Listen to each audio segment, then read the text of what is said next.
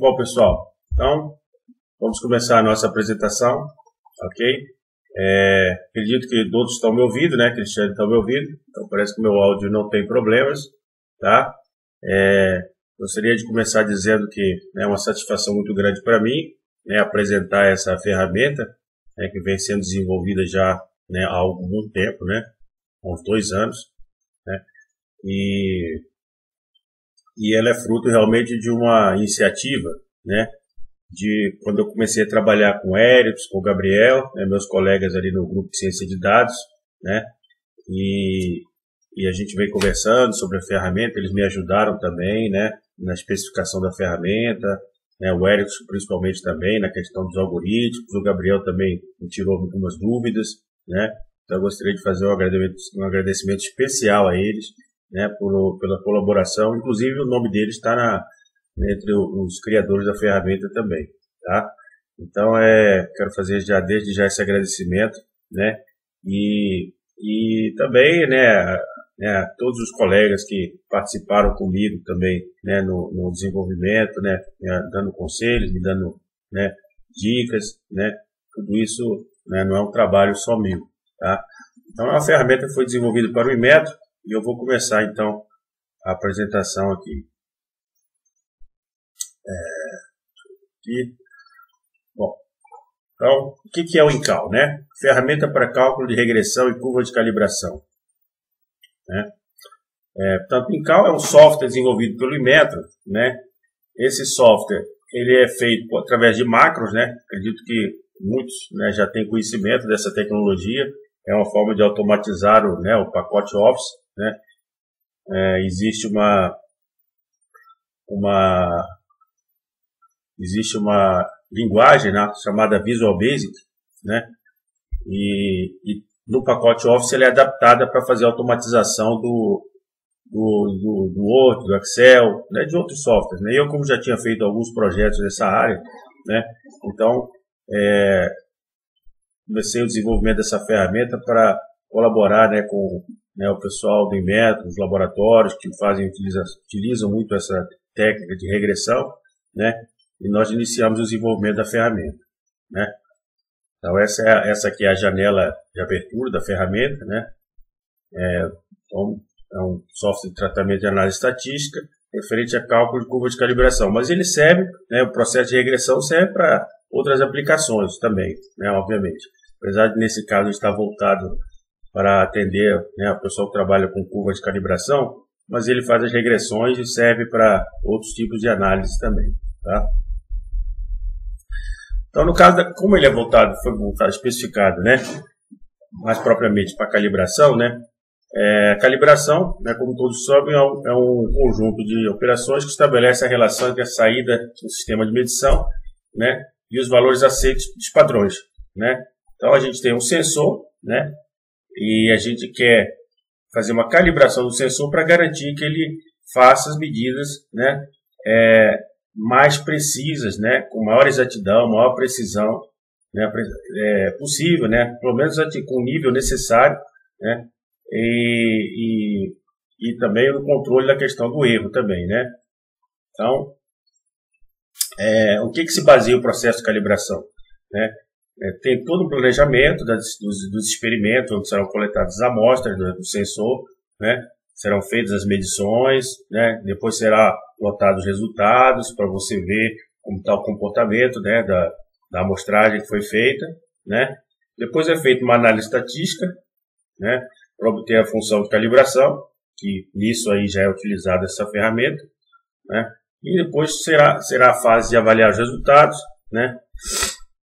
Podemos usar a função de calibração para estimar os valores das amostras de teste, para ver como está o comportamento da curva de calibração que foi definida.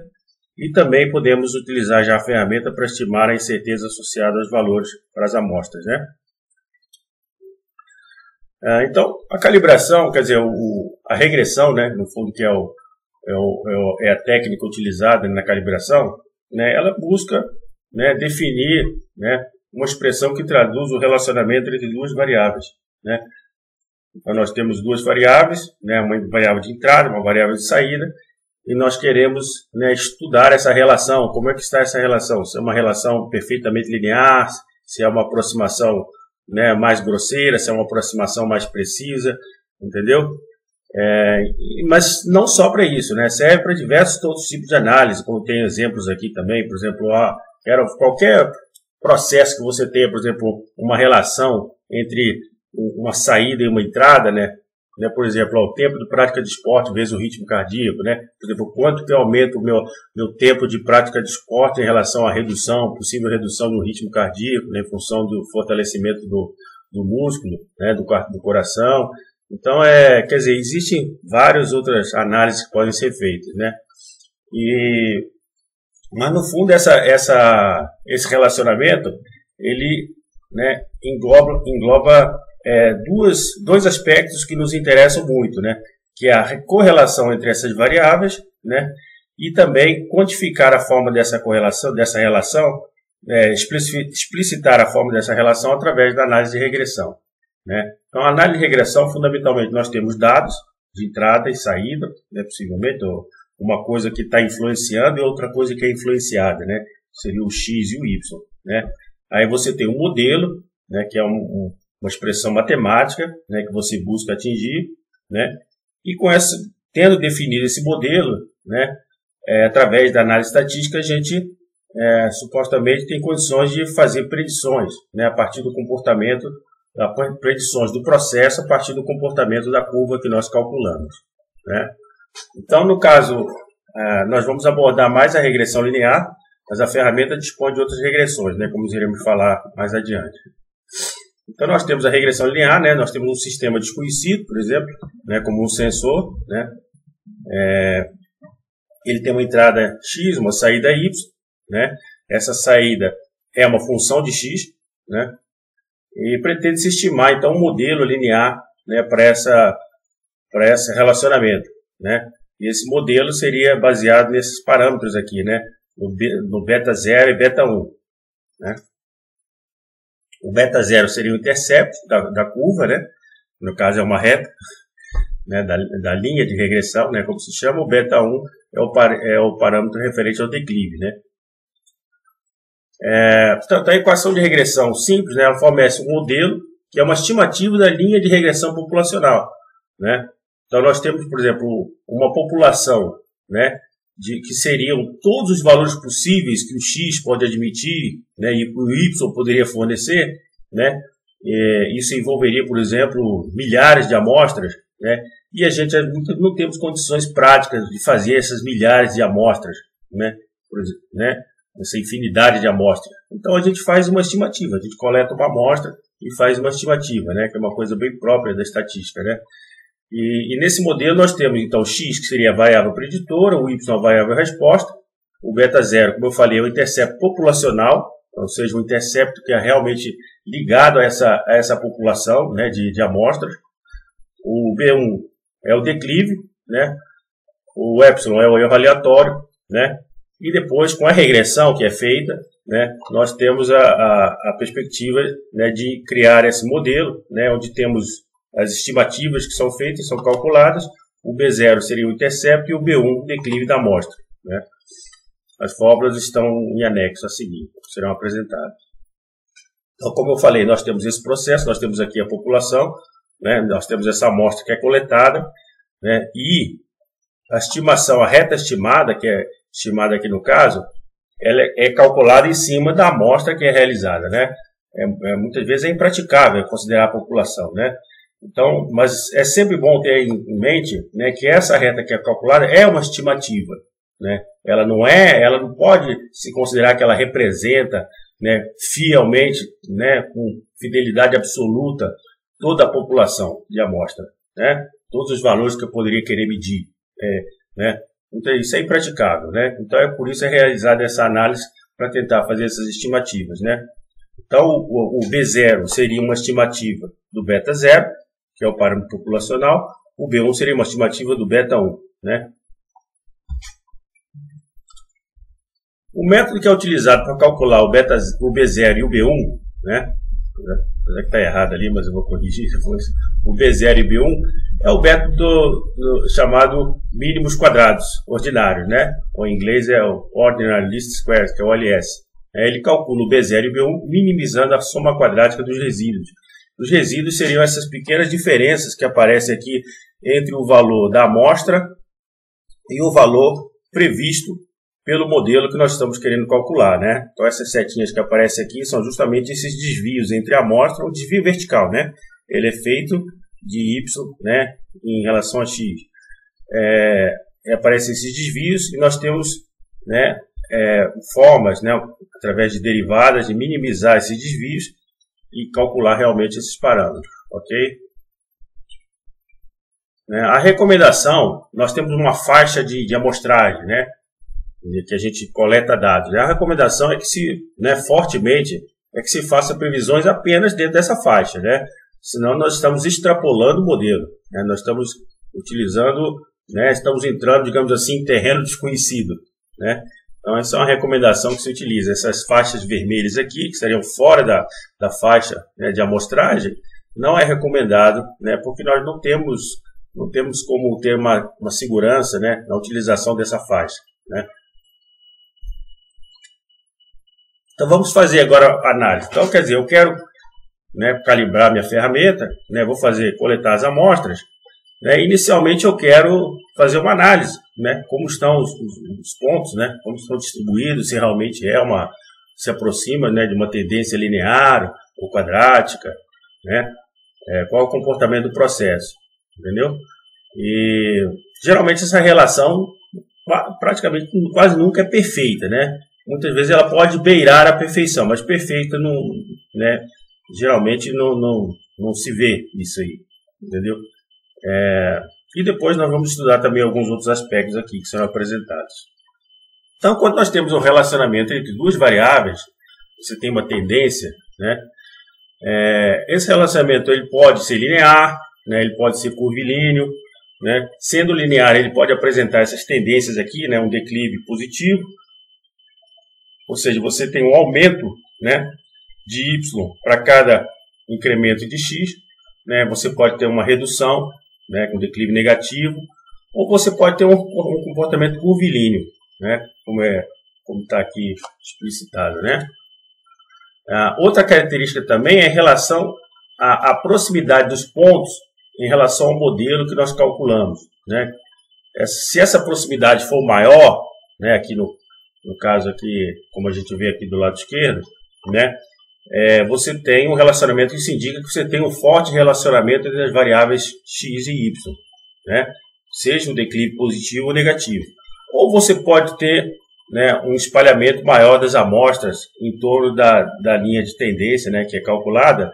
Isso demonstra que o relacionamento é fraco, né? Isso vai ser mais abordado um pouco mais à frente. Nesse caso aqui, por exemplo, quando o B1, o declive, é nulo, né, o declive ele explicita justamente essa taxa, né, de crescimento ou decrescimento de y em relação a x. Aqui não tem taxa de crescimento ou decrescimento nenhuma, né? Então fica claro que podemos ver que não existe praticamente relação nenhuma entre as variáveis y e x, né? Então isso, seja que, independente se a gente tem né, as amostras mais próximas, né, ao modelo ali, né, isso aí já passa a ser indiferente, porque na verdade nós estamos, né, sem relacionamento, né? Então essa análise ela fica muito limitada, né? Então nós temos então um processo iterativo para análise de regressão, né? Então qual seria esse processo, né? Inicia com o cálculo, quer dizer, com a coleta dos dados, né? A coleta dos dados. Então, esses dados são coletados, por exemplo, através de uma amostragem, né? Muitas vezes nós queremos fazer análise da regressão em cima de amostras que já foram coletadas por outros pesquisadores em outros processos, né? E a gente quer fazer uma análise também, né, com essas amostras. Às vezes, né, tentar obter parâmetros que não foram ainda considerados na altura, né? Então, nós podemos recorrer então, a dados que já existem, ou então a gente pode coletar dados referentes ao nosso processo, né, especificamente, tá? E a primeira coisa que se faz normalmente é plotar os dados, né? A gente colocou lá os dados de x, os dados de y, você quer ver uma ideia, ter uma ideia do relacionamento, se está realmente de acordo com aquilo que você espera, né? Após isso, por exemplo, você observou uma tendência lá, né, seja linear ou seja curvilínea, né, você propõe um modelo para refletir essa tendência, tá?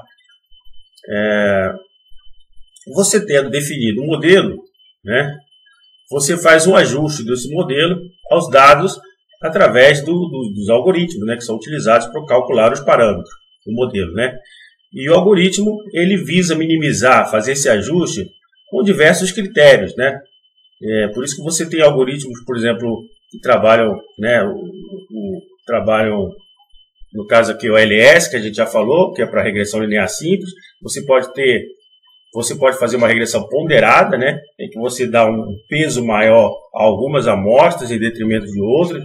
Por exemplo, às vezes você está numa região, né, em que você quer privilegiar, por exemplo, você tem um sensor de temperatura, um termômetro, e às vezes o erro, quando você tem uma temperatura menor, por exemplo, temperaturas de até 10 graus, né, te preocupa muito mais do que o erro quando você está em faixa de temperaturas de 80, 100 graus. Então você pode ponderar os pesos para aumentar a precisão em uma dada região, né?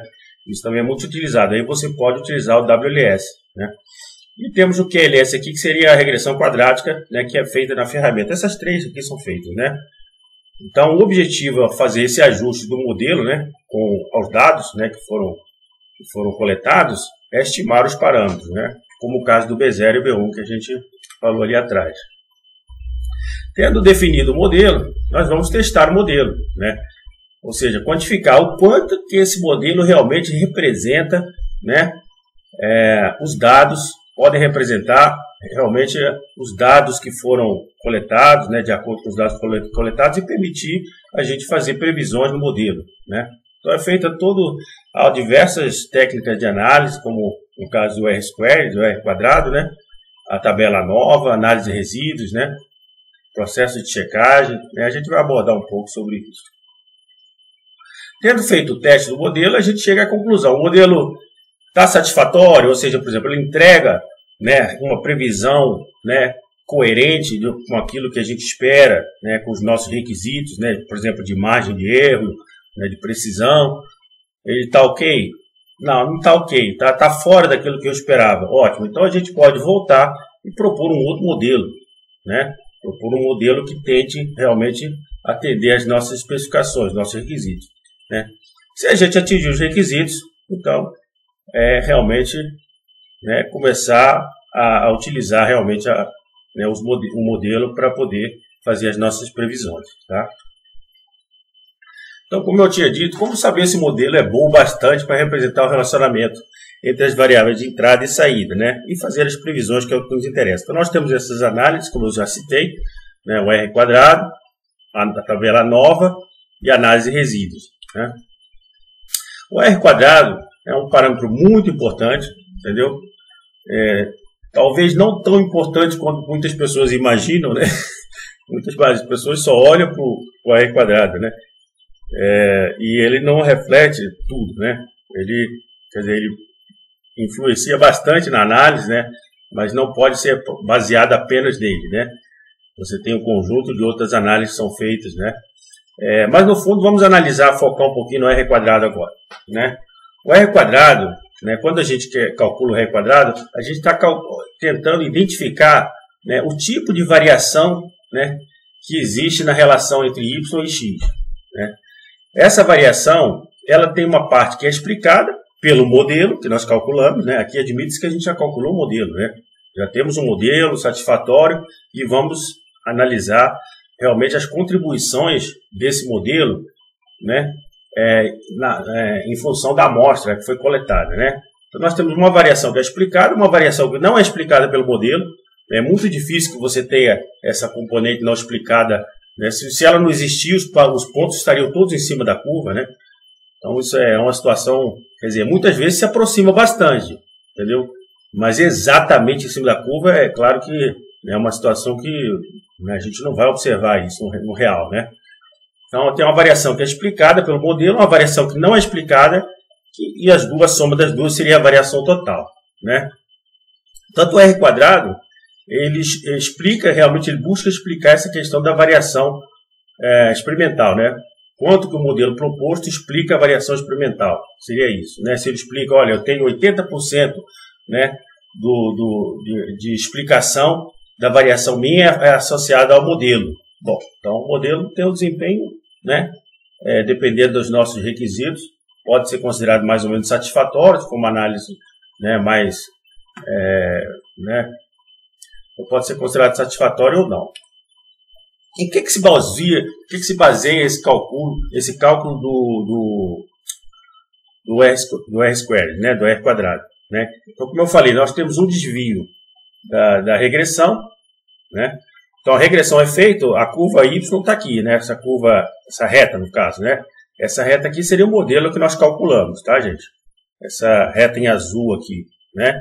Esse chapeuzinho aqui no Y quer dizer que é a curva estimada, né? Lembra que eu falei que isso é uma estimação que é feita em cima da população, né? Seriam todos os valores possíveis que a gente quer coletar. Então, a gente tem esse modelo estimado, né? Para cada ponto, escolhemos um ponto aqui, ó, esse ponto azul aqui, né? Você tem aqui duas componentes aqui, né, de desvio, né, para o desvio. Você tem a componente em função da regressão, que é esse DR que está aqui, né, o valor estimado menos a média geral das amostras. Você tem um desvio para o valor estimado em função da amostra, né, já não é em função da média, né, e você tem o desvio, que seria o desvio total, né, que seria a soma dos outros dois. Tá? Né, portanto, a gente fazendo ao quadrado, né, quando você faz os cálculos do modelo, normalmente você eleva ao quadrado que te interessa o valor absoluto desses desvios, né, para fazer o cálculo, né, e a aproximação do modelo.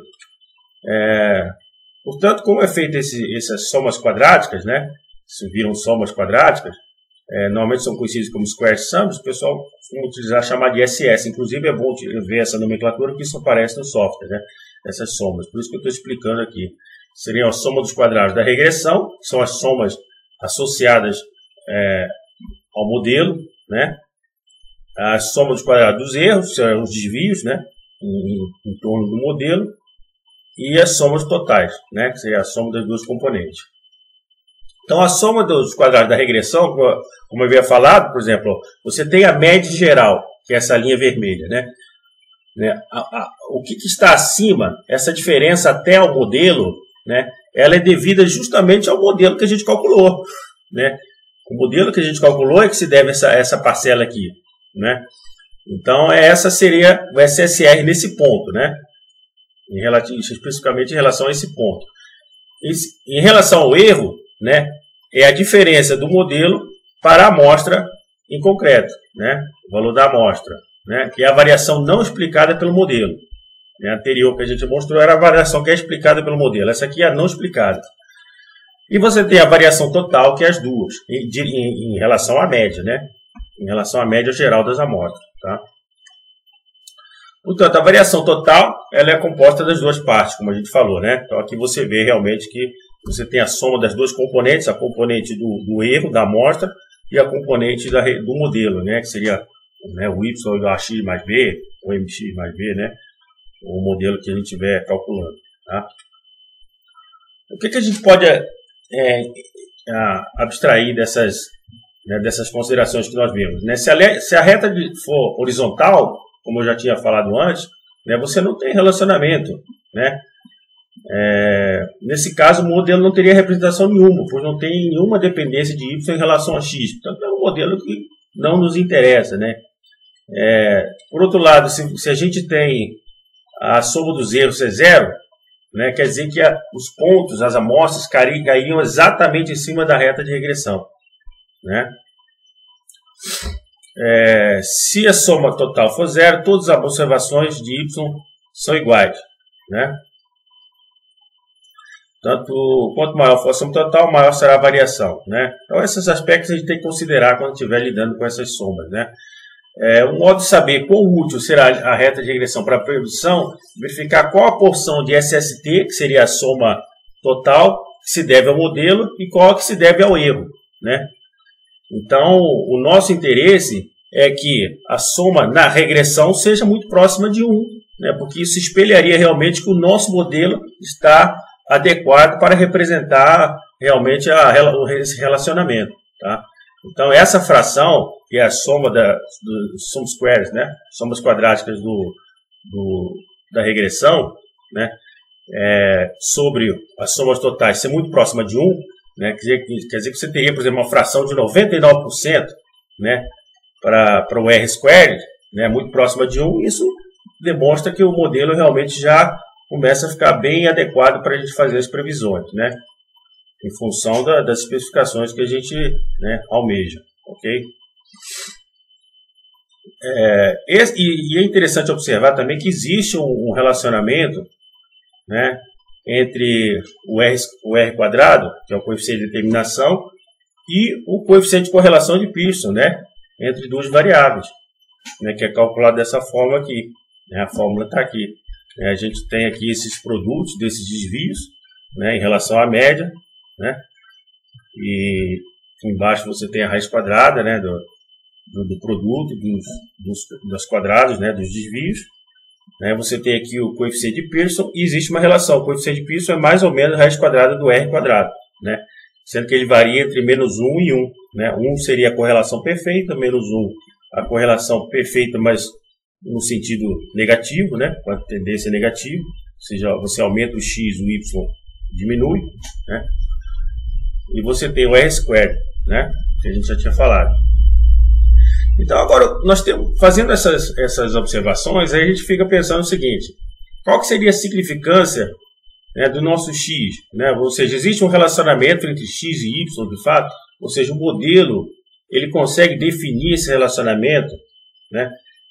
E essa análise é feita em cima justamente dessas somas, como a gente tinha falado ali, né? Por exemplo, se o SSR, né, que seria a soma devido à regressão, que é a reta, né, essas parcelas em verde que estão aqui, for muito maior que as pequenas somas dos desvios das amostras em relação ao modelo, né, isso demonstra que realmente o nosso modelo está sendo útil, né, para representar essa relação entre y e x. Né? Por outro lado, se a gente tiver ao contrário, né, as variações dos resíduos, né, das amostras forem muito maiores do que a variação do modelo, isso demonstra que o modelo não está conseguindo traduzir realmente essa relação. Tá? É sempre bom a gente observar esse comportamento desses desvios dos resíduos, né, em relação aos desvios causados pelo modelo propriamente, né? Então, nesse caso aqui, do lado direito, né, o x não explica y, ou seja, não há uma relação muito clara do y com o x, né?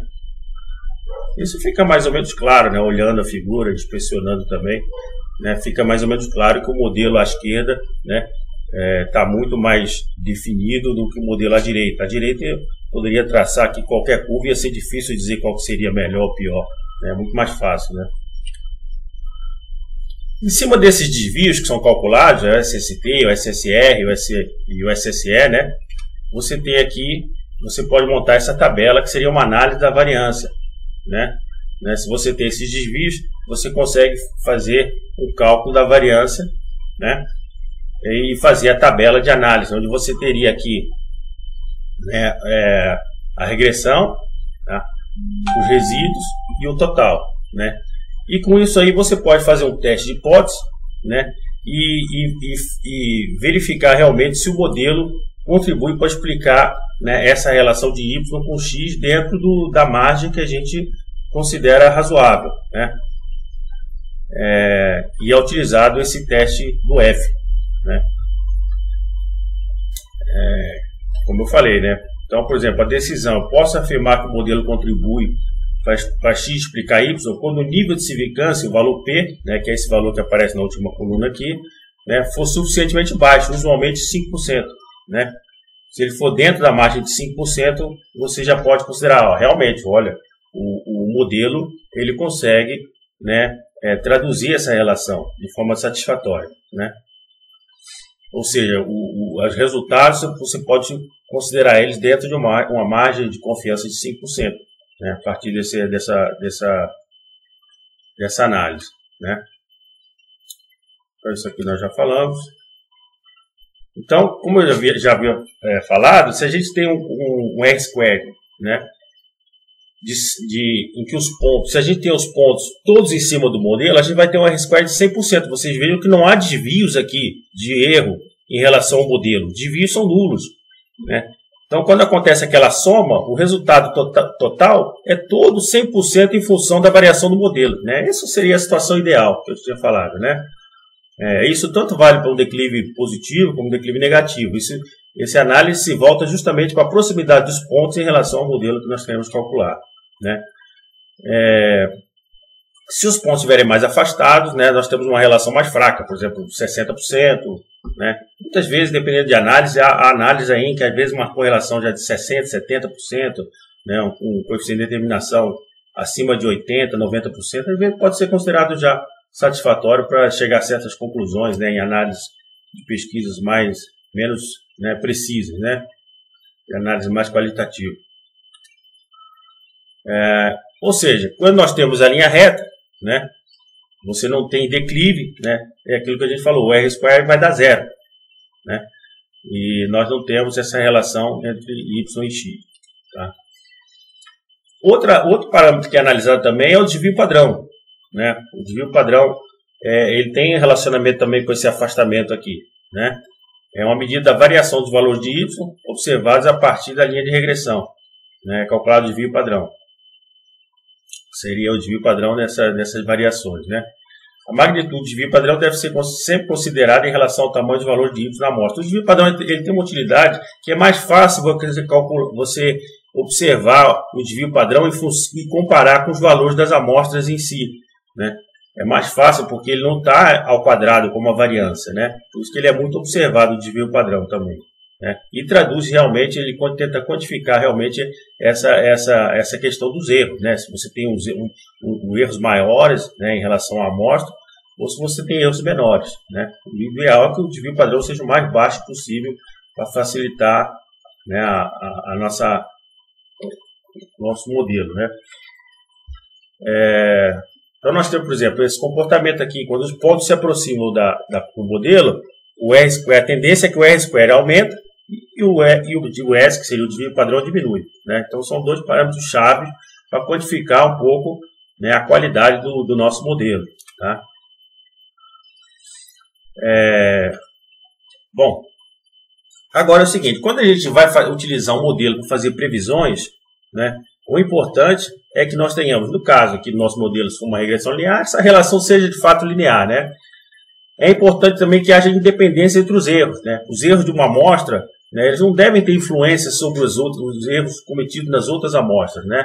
Tem que haver uma independência estatística aí entre essas amostras que são coletadas. Por exemplo, eu meço uma resposta para um valor de X, meço uma resposta para outro valor de Y. Não deve haver uma influência na resposta. Eu meço uma resposta para um valor de X1 e meço uma resposta para um valor de X2. Não deve haver uma influência na medida de resposta em X2, né, em função de X1. Não deve haver essa influência. Tá? Isso é um aspecto importante né, na amostragem. Tá? Portanto, os valores dos erros são estatisticamente dependentes. Né? A questão da normalidade do erro, né, você ter uma distribuição normal, né? Os valores dos erros são normalmente distribuídos, qualquer valor dado de X. Né? E você ter também a variância uniforme. Né? Você tem uma variância que não varia, né, ao longo da amostragem. Né? Eu coleto, por exemplo, em 10 valores de X, espera-se para que você tenha um modelo, né, razoavelmente considerável, né, que você possa utilizar, que a variância se mantenha mais ou menos estável, né, ao longo dessa faixa, né, de amostragem. Né? Então, esse é um aspecto importante para a qualidade das nossas predições, né, que nós iremos fazer depois com o modelo. Isso é um aspecto muito importante. Então, você tem aqui, por exemplo, a normal. Por exemplo, eu coleto aqui várias amostras em X1, faço várias respostas, meço várias respostas, e eu espero, né, um comportamento, né, de uma normal, né, em que você tem uma média nula, né, naquele valor estimado ali pelo modelo, e você tem uma dada variância. E essa variância se mantenha realmente ao longo da curva, né, que é calculada. Tá? O Incal, no caso, que é o software que nós estamos falando, gente, por que eu estou abordando tudo isso? Eu sei que isso não é novidade, talvez, para muitas pessoas, mas isso aqui é utilizado no programa, né? Então, eu tenho essa necessidade de apresentar realmente o que está no programa e o que não está, entendeu? Por isso que eu estou explicitando um pouco mais. Então, eu tenho aqui essas curvas, né, que fazem parte do software, né? Você tem o linear ponderada, né? Você tem o cálculo com os pesos, né? Você tem a quadrática, a curva, a quartica e a quíntica, né? E nós temos aqui exemplos de análise que são feitos com o modelo linear e com o modelo quadrático, né? Então, dependendo do comportamento da amostra, muitas vezes fica muito mais fidedigno, né? O modelo quadrático, né? O modelo cúbico, né? Nós vamos ver isso mais à frente, né? Agora, quando a gente coleta poucos dados, principalmente, a gente tem que ter análise com cuidado com o overfitting, né? Que seria o sobreajuste, né? Se você aumenta muito a ordem do modelo, o modelo pode começar a querer seguir as amostras, entendeu? E você observa que isso torna o modelo muito mais suscetível ao erro na amostragem do que, de fato, ao processo que você está querendo medir, entendeu? Então, esse é um aspecto muito importante também. Tá? Então, vamos avançar para o Incal. Qual seria essa planilha? Eu abro a planilha, ela já vem com o pacote, né, do Incal instalado, né? E eu tenho que ter atenção, principalmente quando eu começo a utilizar a ferramenta, essas quatro planilhas que estão aqui embaixo, né? Você tem a planilha de regressão, que é a planilha onde é feita realmente os cálculos. Você tem a planilha X e Y para a entrada dos dados. Essa é SY, onde você pode declarar, por exemplo, a incerteza em Y. Essa incerteza pode ser calculada, ou você pode simplesmente declarar ela em SY. Tá? Então, como eu falei. Então, você tem essas quatro planilhas de regressão, de valor de X e valor de Y. Eu coloco em X e Y. E se eu quiser declarar a incerteza, eu posso declarar em SY. Tá?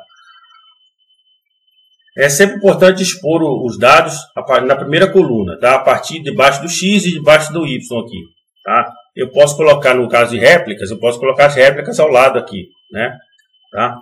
Então, por exemplo, o valor 7 aqui de X, eu tenho duas réplicas. Eu fiz uma medida em 4 e fiz uma medida que me deu 4,1. Tá? Então, eu posso colocar essas réplicas também, né? Muitas vezes, para melhorar a precisão do meu modelo, a gente faz várias remedidas, repete várias medidas com o valor de X, por exemplo, né, para uma amostra. Tá? Isso é muito comum. Como é que eu faço para abrir ou iniciar a interface do Incal? Ctrl Shift e tecla I, né? Eu coloquei I por causa de metros, né? Mas a gente pode usar essa tecla de atalho para chamar o software realmente. É bem prático isso aí, né? A interface foi aberta, né? Vamos precisar inserir os dados, né? Tendo inserido os dados, a gente pode fazer a regressão. A interface que surge é essa, né? Você tem um painel de comando aqui, onde você tem algumas opções. Por exemplo, se eu quero fazer a regressão pela média das réplicas ou não. E você tem aqui as opções para regressão ponderada, né? Se eu quero fazer, por exemplo, os pesos seriam 1 sobre a incerteza ao quadrado, né? Naquela faixa, por exemplo, eu faço várias medidas, tem um X e meço vários Y, né? Eu posso calcular uma incerteza para esses Y, né, que eu calculei, que eu fiz a amostragem, que eu fiz a medição, né? Eu posso calcular a incerteza deles e declarar, né? Ou o software mesmo pode calcular e depois os pesos que serão aplicados serão em cima dessa incerteza, tá? Ou eu posso calcular os pesos, não. Eu quero que tenha um peso maior quanto aqueles pontos de X em que eu tiver mais medições. Você pode utilizar ali também, tá? Você tem aqui também a quadrática, a cúbica, a quartica, a quíntica, e você tem aqui uma comparação dos resultados, né?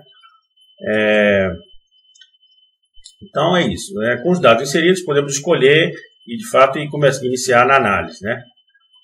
Nós vamos ver um exemplo aqui, né? Eu vou passar rapidamente esse exemplo para a gente poder abrir também o software aqui e vocês verem o software rodando, tá, gente? A gente já está terminando já. Vamos só uma análise aqui, só para vocês verem realmente, por exemplo, a pessoa se preocupa com o quê? Você tem um software novo. Será que as medições, os cálculos que estão sendo feitos nesse software estão realmente corretos? Será que eles estão batendo? outros cálculos que são feitos em outros softwares já mais consagrados, né? Então é isso que a gente vai fazer aqui. Nós temos um exemplo aqui, você calcular, por exemplo, a dureza de um material em função da temperatura do forno, por exemplo, né? Um processo aqui para caracterização de ligas metálicas, né, que são feitas. Esse é um exemplo que está no portal Action. Tem um software, o Action Soft, faz também essas coisas aqui, né? Só que é pago, né? Aqui, esse aqui é do Inmetro, né? Então, a gente vai estudar esse exemplo aqui, tá? Então, você tem, no fundo, é isso. É uma relação entre temperatura e a dureza de uma liga metálica, por exemplo, um pistão, né, de motor, né? Então, você tem aqui 4 níveis de temperatura, né? Para cada nível de temperatura, né, foram coletadas algumas amostras, né? Então você tem aqui, por exemplo, ó, a tabela aqui com os valores da temperatura, que seriam X. Eu tenho aqui 5 amostras que foram coletadas com a temperatura 220, ó, 137, 137, 137, 136, 135. Aí depois tem mais 5 amostras coletadas com a temperatura 225, tá? Então com esses dados aqui, a gente insere esses dados na planilha, como eu falei. Você tem aqui os valores em X, você tem aqui os valores em Y com as réplicas, né? No caso, eu fiz 5 medições para cada X, cada temperatura, né? Nesse caso, eu não declarei incerteza. A incerteza, né, pode ser calculada, caso eu queira fazer uma regressão linear ponderada, por exemplo, né? Os resultados são esses, né? A gente vai observar daqui a pouco. Já vou abrir o software, né? Agora, vamos à questão dos resultados. A confiabilidade dos resultados, né? Quer dizer, a comparação que eu mencionei em relação aos outros softwares, né? Vamos ver os resultados. Eles são apresentados, você tem, por exemplo, os parâmetros, né? Que é o declive e o intercept, né? Você tem o valor estimado para o parâmetro, né? O desvio padrão, né?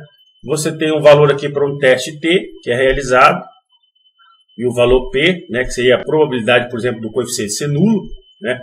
Por exemplo, se o X, né, se você tiver uma probabilidade alta aqui, por exemplo, vamos supor que dê aqui 80% do valor P, né, para o X, 0,8.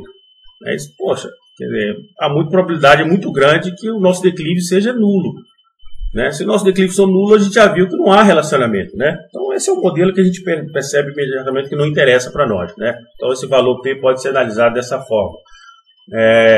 Você tem aqui a equação de regressão, né, com os parâmetros, no caso, o MX mais B, né, para quem está acostumado com a reta de regressão, né, ou AX mais B, como as pessoas usam. Você tem aqui os parâmetros, aqui a reta de regressão, e você tem a reta de regressão já com a incerteza, né, já considerando a incerteza. Então seria já uma faixa aqui, né. Aí você pode estimar, por exemplo, aqui eu tenho uma incerteza, né, aqui quase de 10%, né, em relação ao valor do coeficiente, né. Isso pode já comprometer, né? Depende dos nossos requisitos, né? Aquilo que a gente especificar. Você tem o desvio padrão do modelo, o R² calculado, 94%, pode ser suficiente para algumas análises, para outras pode não ser. Você tem o R² ajustado, né? Que tem a ver muito com a questão de quantidade de amostras que eu utilizo, né? Quando eu quero fazer comparação de diversos processos, por exemplo, eu fiz um processo que eu coletei 10 amostras, o outro eu fiz um processo que eu coletei 1000 amostras. Aí eu quero comparar os dois, dependendo da quantidade de amostras, o R² pode ficar comprometido essa análise, entendeu? Então eu posso usar um R² ajustado, né, para ficar mais fácil comparar. Você tem a tabela nova que eu já citei, né? E você tem aqui as variações, aquilo que eu falei, o R², que é a variação explicada pelo modelo, o SSREG sobre o SST, né, que seria a soma do square da regressão do modelo, né, em função da soma total, né, sobre a soma total. Então, vamos comparar essas amostras, esses valores com esses resultados obtidos. Então, eu peguei 2 softwares, tá? No caso, o software o Action Soft, que é do portal Action, né, e o Minitab 19, né, e a gente tem aqui a correspondência aqui dos valores, tá? A gente vê que realmente estão batendo, né, você vê o 364,18, né? Você vê isso tanto no Incal, como no portal Action, como no Minitab, né? Você vê que os valores realmente estão batendo, né? Dá praticamente idêntico ao Minitab, né? E ao portal Action também. Então essas são as estimativas aqui, os coeficientes do beta 0 e o beta 1, que eu falei. O beta 0 e o beta 1 seriam populacional, né? o B0 e o B1 seriam as estimativas. Isso aqui seria a estimativa, né? Nós temos também aqui a questão do desvio padrão e o R-squared ajustado, né? A gente vê também que, né, foi calculado, os valores estão batendo também, né? Dá para perceber. Ok?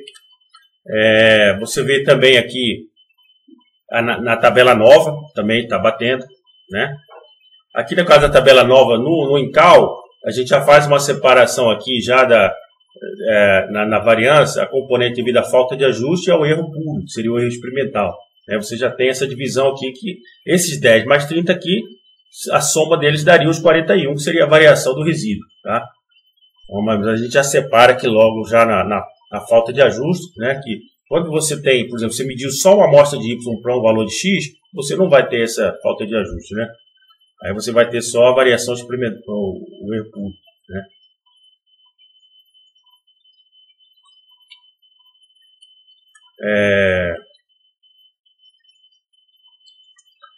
E aqui nós temos aqui uma comparação dos gráficos, tá? Do Incal com o Minitab, né? A gente vê que realmente as curvas, né, são idênticas, né? Os resultados são idênticos, está ali na reta ali em cima, né? Agora vamos à questão da predição, que é o que nos interessa, né? Predição. Então, por exemplo, eu fiz essa curva aqui. Eu quero calcular, eu já fiz a curva. Se eu fizer uma medição com o sensor, né, eu já calibrei ele. Se eu fizer uma medição em X, em uma temperatura de 220, uma medição só, que seria o M, né? Qual será a previsão que ele fará, né? Então a previsão está aqui, né? Tem um intervalo de predição e um intervalo de confiança, né? O intervalo de confiança de 95%, ele está dando que eu teria um valor de 137,14, uma faixa de 136,9 a 138,329, né? Então, o software mostra aqui essa curva vertical, que seria a faixa, e o valor estimado, que, claro, vai estar em cima do modelo que a gente calculou, né? Isso pode ser verificado também nos outros softwares. Eu fiz a comparação desse resultado com o Minitab, com o Portal Action, deu igual, né? Deu igual. E também uma predição, né, de X, né? Se eu faço uma medição na resposta, muitas vezes essa é que o sensor faz, né? Você tem uma resposta e você vai prever realmente qual o valor que seria a temperatura, por exemplo, um termômetro, né? Você mede um valor, né? E qual seria, né, um sensor, né? Você quer fazer a previsão para X realmente, né? Então você tem aqui os resultados, né? Você tem aqui a faixa de predição aqui, o valor, né? Para 130 graus, você teria aqui um resultado de 226,9, né, previsto. Né? E você tem uma faixa aqui de 230 a 223. Essa faixa aqui aparece aqui embaixo aqui, né? Vocês podem ver aqui que ele já sinaliza ali a faixa de erro, calculado para X, tá? E aqui estão as equações, tá? Que são utilizadas no cálculo. As equações são consagradas, existem, né, diversos livros já sobre isso, né? Regressão linear, ok?